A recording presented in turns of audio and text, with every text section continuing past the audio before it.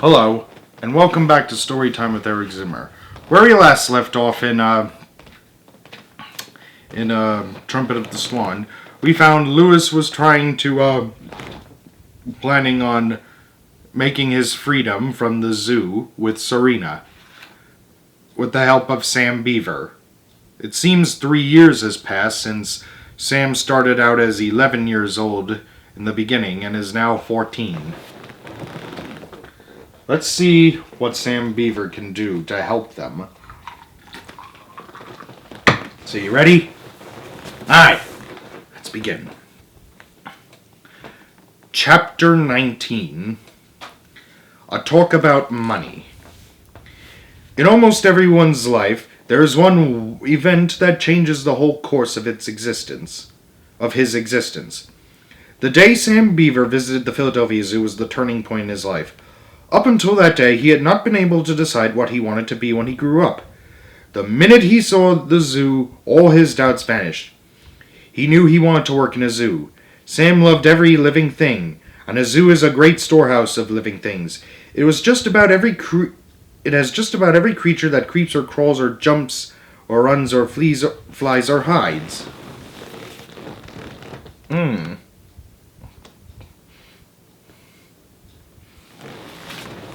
Sam was eager to see them all, but he had Lewis's problem to solve first. He must save Serena from captivity, so he picked up his rucksack and his sleeping bag and walked into the birdhouse and entered the office. He walked tall and straight as though he were on a forest trail. The head man liked Sam's appearance and noticed that he looked a little like an Indian. "So you're Sam Beaver," said the head man as Sam advanced on him. "Why did you come here?" asked the head man. "To defend freedom," replied Sam. "I heard you intended to clip the wing of a swan. I'm here to ask you not to do it." Sam sat down and they talked for a whole hour. Sam assured the headman that Lewis was an old friend. He told about discovering the swan's nest almost 3 years ago in Canada, about how Lewis came into the world lacking a voice, about Lewis's attending school in Montana and learning to read and write, and the theft of the trumpet by Lewis's father, the old cob about Camp Cuckoo's and the swan boat in Boston. The headman listened with great attention, but he wasn't sure he believed a word of this strange tale. Then Sam explained his proposal for allowing Serena to go free instead of making a captive bird out of her. He said he thought it would be a good arrangement for the zoo, because any time they wanted a young trumpeter swan, Lewis would give them one of his signets. The headman was fascinated. "You mean to say you came all the way to Philadelphia to help a bird?" "Yes, sir," said Sam. "I would go anywhere to help a bird. Besides, Lewis is special. He's an old friend. We went to the same school. You gotta admit he's quite a bird." "He sure is," said the headman. "His Sunday afternoon concerts have been the biggest attraction the zoo has ever had. We had a gorilla once named Bamboo. He's dead now. Bamboo was great, but Lewis draws even more of a crowd than Bamboo did. We have sea lions that draw big crowds, but nothing to compare with Lewis when he plays that horn on Sunday afternoons. People go crazy, and music is good for the animals, too. It soothes them, and they forget the cares of the day. I'm gonna miss Lewis when he's gone. The whole zoo will miss him terribly. I wish he'd stay and keep his bride right here. It would be just great." "Lewis would pine away in captivity. He would die," replied Sam. "He needs wild places, little ponds, swamps, cattails, red-winged blackbirds in the spring, the chorus of frogs, the cry of the loon at night. Lewis is following a dream. We must all follow a dream. Please let Serena go, sir. Please don't clip her wing." The headman closed his eyes. He was thinking of little lakes deep in the woods, of the color of bulrushes, the sounds of night, and the chorus of frogs. He was thinking of swans' nests, the eggs, and the hatching of eggs, and the cygnets following their father in a single file. He was thinking of dreams he had as a young man. "All right," he said suddenly. "Serena can go. We will not clip her wing. But how can I be sure that Lewis will bring me a young trumpeter swan when I need one? How do I know he's honest?" "He's an honorable bird," said Sam. "If he weren't honest and true to his word, he wouldn't have bothered to go out and earn a lot of money to pay the storekeeper back for the trumpet his father swiped." "How much money has Lewis got anyway?" asked the head man. "He's got $4,691.65, said Sam. Imagine how much that was in the 1960s, said Sam. We just counted it a few minutes ago.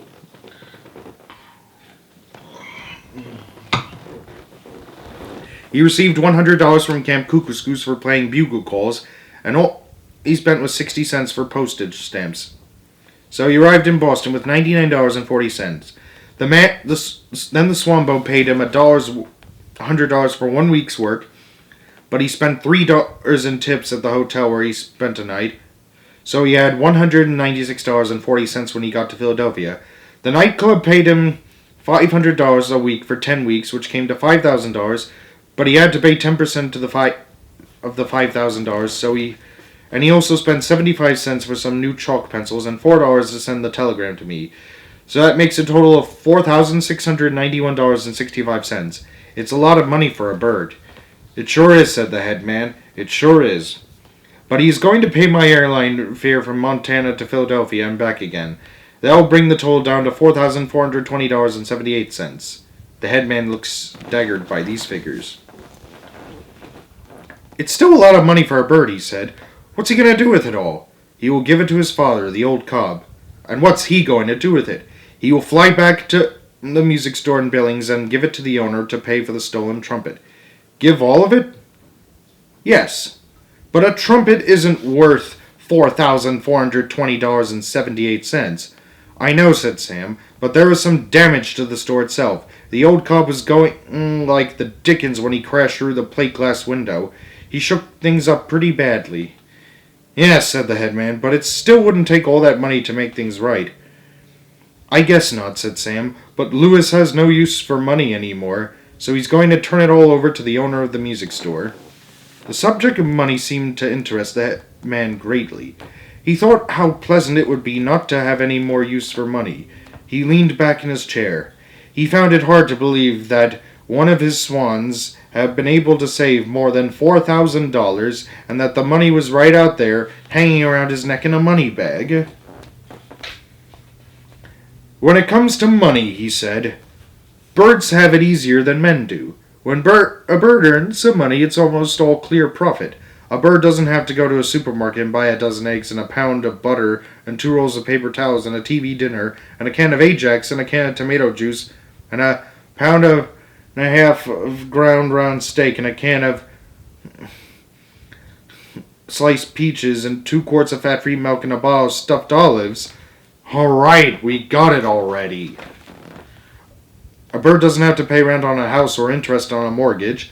A bird doesn't insure its life with an insurance company and then have to pay premiums on the policy. A bird doesn't own a car and buy gas and oil and pay for repairs on the car and take the car to a car wash and pay to get it washed.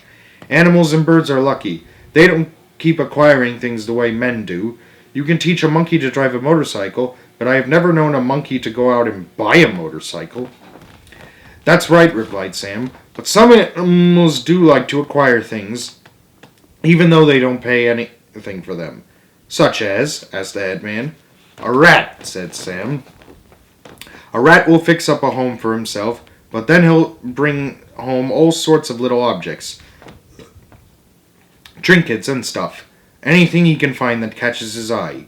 You're right, said the headman. You're absolutely right, Sam. You seem to know quite a lot about animals. I like animals, said Sam. I love to watch them. Then come with me and we'll explore the zoo, said the headman, getting up from his chair. I don't feel like working anymore today. I'll show you the zoo. And away they went, the two of them.